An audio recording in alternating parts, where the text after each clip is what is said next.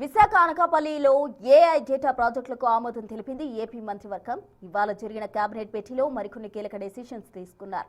కూటమి సర్కార్ అధికారంలోకి వచ్చిన తర్వాత 9.36 లక్షల కోట్ల పెట్టుబడులకు గ్రీన్ సిగ్నల్ ఇచ్చినట్టు వెల్లడించారు మంత్రి పార్థసారథి.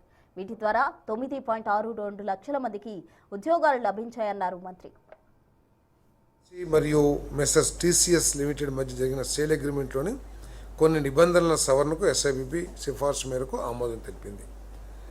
ఏపీఐసి మరియు K Raheja Corp real estate private limited మధ్య జరిగిన సేల్ అగ్రిమెంట్లోని కొన్ని నిబంధనల సవరణకు ఎస్ఐబిబి సిఫార్సు మేరకు ఆమోదం తెలిపింది.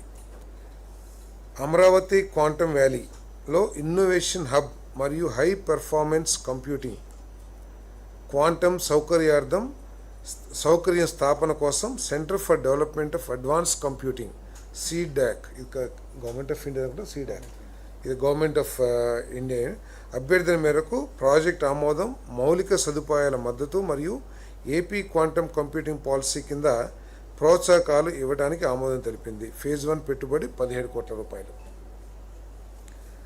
అమరావతి క్వాంటమ్ వ్యాలీలో quantum safe infrastructure and validation hub స్థాపన కోసం PQ స్టేషన్ ప్రైవేట్ లిమిటెడ్ అభ్యర్థన మేరకు ఏపీ క్వాంటమ్ కంప్యూటింగ్ పాలసీ కింద ప్రాజెక్ట్ ఆమోదం.